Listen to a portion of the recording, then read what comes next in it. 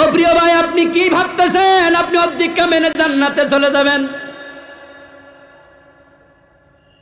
ফালা ওয়া রাব্বিকা লা ইউমিনুনা হাত্তা ইউহাক্কিমুকা ফীমা শাজারা বাইনাহুম সুম্মা লা ইয়াজিদু ফী আনফুসিহিম হারাজাম মিম্মা কাযাইত ওয়া ইউসাল্লিমু তাসলিমা।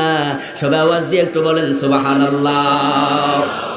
আমার আল্লাহ তাআলা কোরআনে কি বলে শুনুন। আলোচনা শুরুতে আমি বলেছি যে বক্তার কথা কোরআনের সাথে মিলবে না তার কথার কোনো দাম নাই। কথা হবে বক্তার না, কথা হবে কার? আমার আল্লাহ কি বলেছে আপনি শুনুন। ফালা ওয়া রাব্বিক, না হে নবী আপনার রব কসম করতেছে, নিজের কসম নিজে করে। লা ইউমিনুন, এই মানুষগুলো মুমিন হতে পারবে না। হাত্তা ইউহাক্কিমুকা ফীমা শাজারা বাইনাহুম, যতক্ষণ পর্যন্ত তাদের মাঝে ঘটে যাওয়া সব বিষয়ে আপনি নবী যে হুকুম দেন সে হুকুম মানতে রাজি হবে না। আপনি নবী যা বলেন সব বিষয় মানতে রাজি না হলে তারা মুমিনই না। এবার বলুন তো, আমার রাসূল তো বলেছিলেন আমার মেয়ে ফাতেমা যদি চুরি করে আমি ফাতেমার হাতটা কেটে দেব, এমন হাদিস আছে না নাই? রাসূল যখন মদিনার প্রেসিডেন্ট ছিলেন চোর ধরে হাত কাটছেন, এমন হাদিস আছে না নাই? তো 52 বছরের বাংলাদেশে যারা দেশ চালাইলো চোরের হাত কাটছে কয়বার, কয়দিন? আওয়াজ দিয়ে বলুন তো, বাংলাদেশে চোর আছে না নাই? আস্তে কোন কেন, চোর সব ডাকাইতে হয়ে গেছে নাকি? আমার প্রিয় ভাইয়েরা, এখন এত বড় চোর আছে দেশের টাকা লুট করে কানাডায় বাড়ি বানাচ্ছে, বেগম পাড়া তৈরি করে লাইছে। এক দুইজন না, বেগমের পাড়া হইয়া গেছে। দেশটাকে ফতুর করে ফেলেছে, ফতুর। পেঁয়াজের কেজি দিয়ে 150-200 হইয়া যায়, আর নামতে চায় না। কিনতে যাইয়া জামাই কাঁদে, কাটতে যাইয়া বউ কান্দে, ঠিক নেই? পেঁয়াজ কাটার সময় চোখে পানি আইনি, ঘরে বউ কান্দে, আর কিনতে যাইয়া বাজারে ডিমের হালি 40 টাকা হয়ে গেল, আর নামার খবর নাই। এক সময় রিক্সাওয়ালারা বলতো সকালবেলায় বউকে ডাক দিয়া ফান্তা বাতার একটা ডিম পেঁয়াজ দিয়া একটু বাজি কইরা দেও, খাইয়া যাইগা। এখন ডরও মনে নাম নেয় না, পেঁয়াজের নাম নিলে সর্দিয়াই। এখন আমাদের নেতাদেরকে আমরা যদি বলি এত দাম বাড়লো, গরিবের খবর কি, তখন বলো হুজুর ইউক্রেন যুদ্ধ দেখেন না বুঝি? বিশ্ব অর্থনৈতিক মন্দা চলতেছে, তামাম দুনিয়া সব জায়গায় দাম বাড়ছে, এজন্য বাংলাদেশও বাড়ছে। আপনারা তো আমাদের বিরুদ্ধে ফাইলে চান্স কইয়া যান, আর তামাম দুনিয়া বাড়ছে, আমরা করতাম কি? আমি বলি দোস্ত, দুনিয়ার খবর আমরা রাখি না তা না, ইউক্রেন যুদ্ধের কারণে বিশ্বমন্দা তৈরি হয়েছে এটা আমরাও জানি, দাম বাড়ছে বিভিন্ন পণ্যের। কিন্তু আমি প্রশ্ন করতে চাই, তোমরা দেশের টাকা চুরি করে কানাডায় না পাঠালে, আমেরিকায় না পাঠালে আমাদের রিজার্ভে জমা থাকতো, আর এই কঠিন সময়ে ভর্তুকি দিয়া দাম কমানো যেত, ঠিক না? ভর্তুকি দিলে তার দাম বাড়তো না।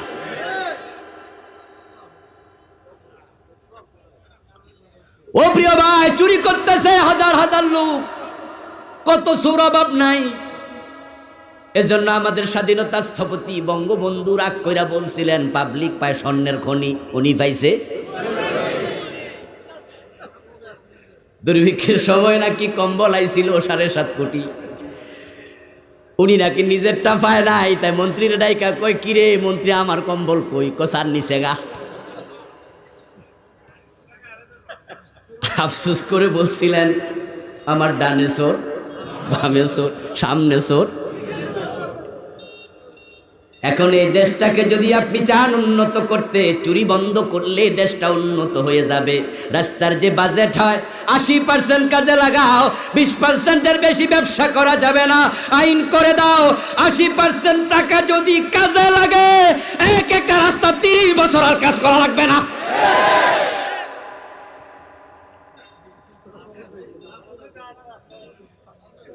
কিন্তু অবস্থা এমন, সারা দেশে তো মাহফিলের সিজনে ঘোরা লাগে।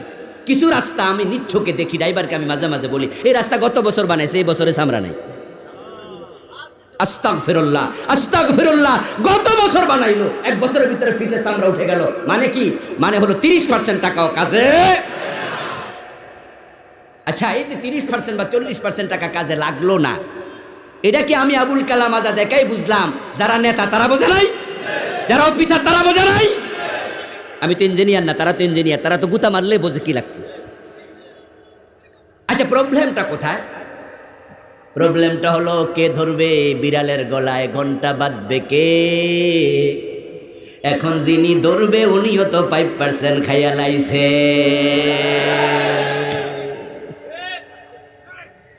যে বেটা কন্ট্রাক্টর, এটা তো ধরতে হবে। এই কন্ট্রাক্টর, খারাপ কাজ কেন করলা? তোমার বিলে সিগনেচার করা হবে না, আবার নতুন করে জরিমানা দিয়ে কাজ করো। যদি এই শক্ত কথা বলার মতো হেডেম থাকতো, কন্ট্রাক্টর তারের মতো সোজা হয়ে যেত। কিন্তু কইতে পারবে না তো। যদি কয়ে কন্ট্রাক্টর কাজ করো নাই, কন্ট্রাক্টর কব, স্যার কি দিয়া করতাম, আমনে তো 5% নিছেন। অমুকে নিচে 3%, অমুকে 2%, অমুকে 10%, আমার কাছে আইসে স্যার 60%। তো 40% যেহেতু দিছি, 30% আমিও খাইছি। সরকার কামাল দরিয়া মে ঢাল। 52টা বছর চলে গেল, চোর ধরে হাত কাটলেন না। ইসলামে পরিপূর্ণ প্রবেশ যদি করো, এই অদার আল্লাহর হয়, আর আপনি আনুগত্যর মাথা একবারে নত করে এটা মেনে নেন, তাহলে চোর ধরে হাত কাটা রাষ্ট্রের জন্য নফল না ফরজ? এটা রাজনীতির ওয়াজ না ইবাদত? আমাদের দেশে চারপাশে বর্ডার থাকার কারণে মায়ানমার থেকে, ইন্ডিয়া থেকে বন্যার পানির মতো ইয়াবা, গাঁজা, হেরোইন, পেন্সিডিল ঢোকে। যুব সমাজ শেষ হয়ে যাচ্ছে। যেই করে একটা ছেলে ইয়াবাখুর হয়ে যায়, নেশা করে, আল্লাহর গজব ওই ঘরটাকে শেষ করে দেয়, শেষ করে দেয়। যেই ঘরে একটা ছেলে নেশাখোর হয়, ওই ঘরটাকে সে মিনি জাহান্নাম বানাইয়া ছাইরা দেয়। ওই ঘরে শান্তি থাকে না। হঠাৎ করে দেখে মায়ের হাতের বালা নাই, ঘুম থেকে উঠে দেখে গলার চেইন নাই, নিজের বউয়ের কানের জিনিস বেচালায়, তারপরে গাঁজা খায়, রিক্সা বেচা গাঁজা খায়। ও ভাই, আমার ঘরের গরু বেচা গাঁজা খায়, গাঁজার টাকা দেয় না, বাপের বুকে ছুরি ঠেকায়। এমন জালেম আছে না নাই? মানে পুরা পরিবারকে তেজপাতা বানায় ছেড়ে দেয়। আমার এক মুসল্লি কয়েক বছর আগে জুমা পড়াই যেখানে, সেখানে আমার বলল যে, হুজুর, অসহায় হয়ে আপনার কাছে একটু দোয়া চাইতে আসছি। ওই ভদ্রলোককে আমি চিনি, আমার কাছের লোক। আমি বললাম যে, ভাইজান, আপনি আবার কি সমস্যা? বলে, হুজুর, বড় ছেলেটা একটু বেয়াদব হয়ে গেছে, তো গতকালকে একটু এক বিষয়ে ধমক দিছিলাম, আর সে বলছে আমার গুলি করে দেবে। তো এই কথা শুনে আমি বললাম, আরে ভাই, হে আবার গুলি ভাইব কই? না হুজুর, যাদের সাথে চলে কারো কারো কাছে নাকি পিস্তল আছে, এখন আবার বন্ধু থেকে বন্ধু হাওলা, তাই না, আবার কোন দিন গুলিয়ে করে দেয়। হুজুর বড় টেনশনে আছে, একটু দোয়া করেন। আমি তখন বললাম, আপনার ছেলেটা এত খারাপ হয়ে গেল কবে? বুঝতে পারলাম না আপনার মতো ভালো মানুষের সাথে ব্যবহার, কারণটা কি? বলে, হুজুর, ওদের সাথে মিশে সে নাকি এখন গাঁজা খায়, মদ খায়। আমি শুনে তাকে একটু ধমকাইছি, আর সে তখন আমার উল্টা বলছে, এ বিষয়ে কথা বললে গুলি করে দিন। আচ্ছা, আপনারা একটু বলুন তো, সন্তান যদি বাবারে গুলি করতে চায়, গুলি করার কথা বলে, রাতের বেলা ট্যাবলেট না খেলে বাবার ঘুম আসবে, আর শান্তি হারাম হয়ে যাবে ঘরের। এবার ইসলামে আসেন। হযরত ওমরের ইসলামী রাষ্ট্রের দিকে তাকান। প্রিয় নবীর হাদিস, কেউ মদ পান করলে তাকে 80 বেত লাগাইয়া দেও।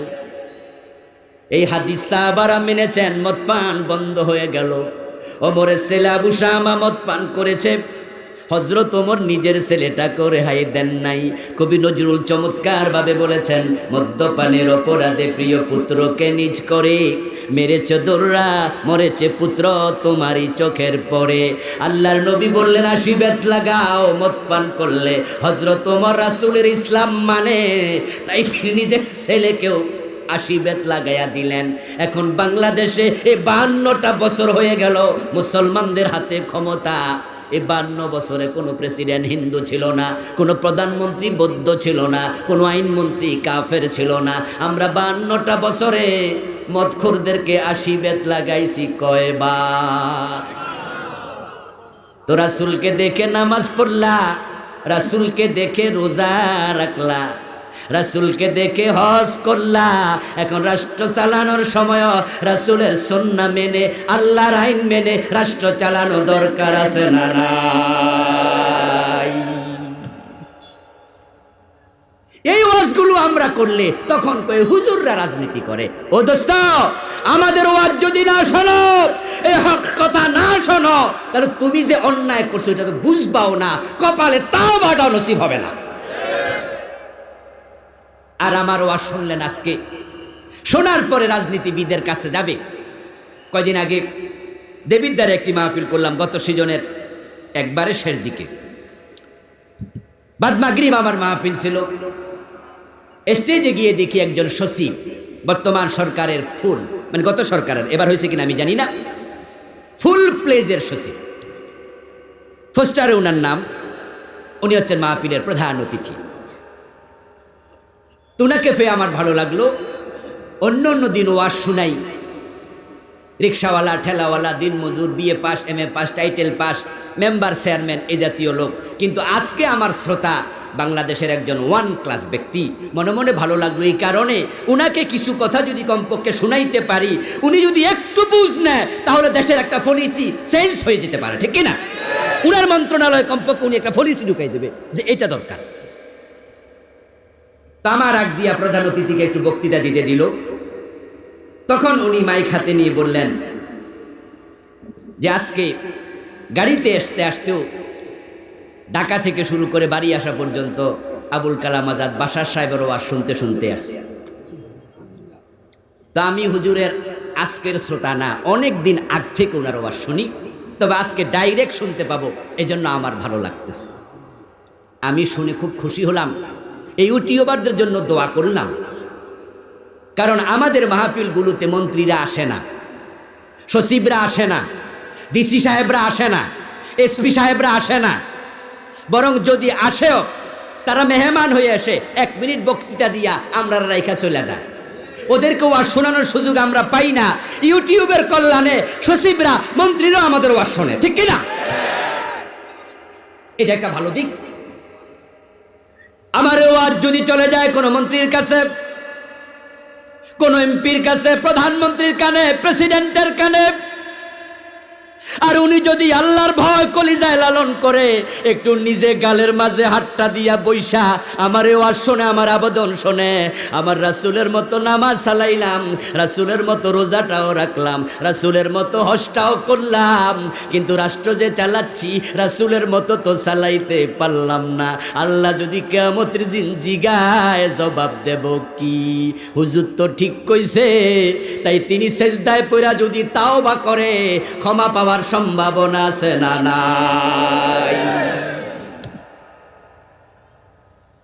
কমপক্ষে তাওবা নসিব হওয়ার জন্য আলেমদের ওয়াজ শোনা দরকার, ঠিক কিনা? আলেমদেরকে উন্মুক্ত করে দেয়া দরকার। কোরআন হাদিসে যা আছে সব বলেন। রাজনীতি, অর্থনীতি, সমাজনীতি, ব্যবসা নীতি, শিক্ষানীতি, Islam is a complete code of. ইসলাম হলো পরিপূর্ণ জীবন ব্যবস্থা, লাইফ প্রেসক্রিপশন। কোন ইসলামে আপনি ঢুকবেন? ইসলাম না চিনলে আপনি ঢুকবেন কেমনে? আমাদের দেশের লোকেরা তো ইসলাম চিনতে অনেকে ভুল করে। তারা ইসলামকে অন্য ধর্মের সাথে তুলনা দিয়া চিনে। হিন্দু একটা ধর্ম, বৌদ্ধ একটা ধর্ম, ইহুদিদের একটা ধর্ম, খ্রিস্টানদের আছে ধর্ম, আমাদেরও একটা ধর্ম। তারপরে এবার ভাবে হিন্দু ধর্ম মানে কি 12 মাসে 13 পূজা, খ্রিস্টান ধর্ম মানে সপ্তাহে একবার গির্জায় যাও, ইহুদি ধর্ম মানি সপ্তাহে একবার সেনেগাগে যাও, বৌদ্ধ ধর্ম মানি সপ্তাহে একবার পেগোডায় যাও, দায়িত্ব শেষ। এখন আমিও দিন 5 বার মসজিদে যাব, আমারও দায়িত্ব শেষ। তুমি ভুল করলা। ইসলাম এমন ধর্ম না, ইসলাম এমন একটি ধর্ম যেটা পুরা জীবন জুড়ে তুমি থাকবা যেখানে, ইসলাম থাকবে সেখানে। ঘুম থেকে যখন উঠবেন তখন ইসলাম আছে না নাই? উঠে কোন দোয়া পড়বেন? আলহামদুলিল্লাহিল্লাযী আহইয়ানা বা'দামা আমাতানা ওয়া ইলাইহিন নুশুর। সুবহানাল্লাহ পড়েন। ইসলাম শুরু হয়ে গেল। এবার আপনি যান, ওযু করুন, ওযু করে নামাজে দাঁড়ায়া যান। এখন নামাজ শেষ করার পরে আপনার কাজ কি? ফাইদা কুজিয়াতিস সালাতু ফান্তাশিরু ফিল আরদ ওয়াবতাগু মিন ফাদলিল্লাহ। আমার আল্লাহ কয় সারাদিন মসজিদে বসে থাকা ইবাদত নয়, নামাজ শেষ হলে রিজিকের জন্য জমিনে ছড়ায়া পড়ো। সুবহানাল্লাহ পড়েন।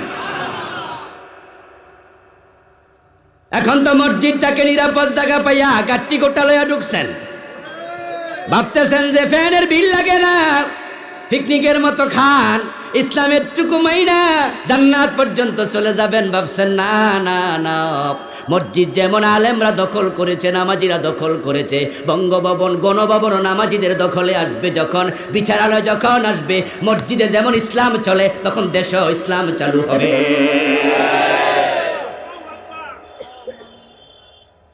আপনি নামাজি, আপনার দখলে মসজিদ, আপনি নামাজি, আপনার দখলে আদালত। আর আপনি নামাজি হইয়া যখন নামাজে দাঁড়াবেন তখন মুসলিম ব্যক্তি রাসূলকে মানবেন। আবার আপনি যখন নামাজি হইয়া আইন মন্ত্রী হবেন, আইন সচিব হবেন, এমপি হবেন, তখন আপনি রাসূলকে সেখানে মেনে আইন, ইসলামী আইন আপনি তখন বানায়া ফেলবেন। ও মুসলমান, ভালো করে শুনুন, ইসলাম আপনাকে ঠিক যেখানে আপনি থাকবেন সেখানে ইসলাম নিতে হবে। ব্যক্তি জীবন থেকে পারিবারিক জীবন, রাষ্ট্রীয় জীবন থেকে আন্তর্জাতিক জীবন, জীবনের বটম থেকে টপ। ফজরের নামাজ শেষ হলো, তাহলে ফান্তাশিরু ফিল আরদি, জমিনে ছড়িয়ে পড়ো। এখন জমিনে গেলেন দোকানদারি করতে, দোকানদারি করতে যাইয়া এই নামাজি লোকটাই ওজনে কম দেয়, মালে ভেজাল দেয়, তাহলে বুঝতে হবে সে ইসলাম মসজিদে রাইখা গেছে, ইসলামকে দোকানে নিতে পারে নাই। যে লোকটা 5 ওয়াক্ত নামাজ পড়ে, ফজরের নামাজ পড়ার পরে সকাল 10টায় চলে গেল আদালতে, হাকিম হইয়া বিচার করলো। বিচার করার সময় আল্লাহর আইনে যদি বিচার না করে, বুঝতে হবে ইসলাম সে মসজিদে রেখে গেছে, আদালত ইসলাম নিতে পারে নাই। ঠিক কি না?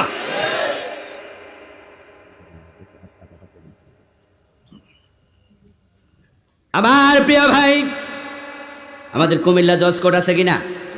জোরে বলুন, আছে না নাই? জজ সাহেবরা কি নামাজি আছে? এমন জজ আছে কিনা? জজ নামাজ পড়ে, ব্যারিস্টার আপনার উকিল নামাজ পড়ে, বিচারকরা নামাজ পড়ে, 5 ওয়াক্ত নামাজি এবং আল্লাহর কোরআন তেলাওয়াত করে। ইসলাম প্র্যাকটিসিং, ইসলাম জীবনে প্র্যাকটিস করে ইসলাম, এমন বিচারকও আছে। এই গতকালকেই তো সকালবেলা রিপোর্টার্স ইউনিটি ভবনে, আপনার সবুজ সেগুন বাগিচা, সকাল 10টা একটা প্রোগ্রামে জয়েন করে তারপরে মাহফিলের দিকে গেছি। শিক্ষা নীতি নিয়ে কথা হলো। ওই প্রোগ্রামের যিনি চিফ গেস্ট ছিলেন উনি সাবেক বিচারপতি আব্দুর রউফ, প্রধান বিচারপতি, সাবেক ইলেকশন কমিশনার, নাভি প্রলম্বিত দাড়ি, চমৎকার টুপি, প্রায় 90 বছর বয়স। কথা যখন বলে তখন মনে হয় কোন কওমি মাদ্রাসায় দাওরা ক্লাসে পড়াইতেছে, টাইটেল মাদ্রাসায় কামেল ক্লাসে ক্লাস নিতেছে। কোরআন হাদিস থেকে এত সুন্দর করে বলে, এতে প্রমাণিত হয় আদালত এখন নামাজি বিচারক 2-4 জন। এখন কুমিল্লা জজ কোর্টে জোহরের নামাজ হবে, বিচারক নামাজ পড়তে গেল। ইমাম সাহেব জোহরের নামাজ 2 রাকাত পড়ে বসা উচিত ছিল আর তাহিয়াতু পড়ার জন্য, কিন্তু তিনি ভুলে দাঁড়াইতে শুরু করছে। ওয়াজিব ছুটে গেল, পিছন থেকে লোকজন লোকমা দিল, জজ সাহেব ম্যাজিস্ট্রেট সাহেব লোকমা দিল। ইমাম সাহেব বসে গেল, সুন্দর করে নামাজ শেষ করল। জজ সাহেব ম্যাজিস্ট্রেট সাহেব লোকমা দিয়া ইমাম সাহেবকে বুঝাইল, 2 রাকাতের পরে আত্তাহিয়াতু পড়া ওয়াজিব, রাসূলের সুন্নাহ আপনি কেন মানেন না? তাই লোকমা দিলাম, ভালো লোকমা দিতে হবে। নামাজ শেষ কইরা জজ সাহেব যখন আবার দুপুর 3টায় উনার এজলাসে বসলো, বসে চুরির মামলা শুনানি শুরু হলো। আজকে রায় হবে, সাক্ষী মুক্কি জেরা সব শেষ। এবার তিনি 3 পৃষ্ঠা 5 পৃষ্ঠা লম্বা একটা রায় লিখছে। ওই রায় যখন লিখে, ওই রায়ের মাঝে সুর ধরে হাত কাটার রায় আল্লাহ দিছে না জেলেরটা আল্লাহ দিছে? আল্লাহর আইন কি? চোর ধরে জেলে দাও না হাত কাটো। জেলে দেওয়ার আইন দিছে ব্রিটিশেরা, হাত কাটার আইন দিছে কে? এখন হাত কাটা নফল না ফরজ? ইমাম সাহেব যেটা ছাড়ছিল ওটা ফরজ না ওয়াজিব? গুরুত্ব কোনটার বেশি, ওয়াজিবের না ফরজের?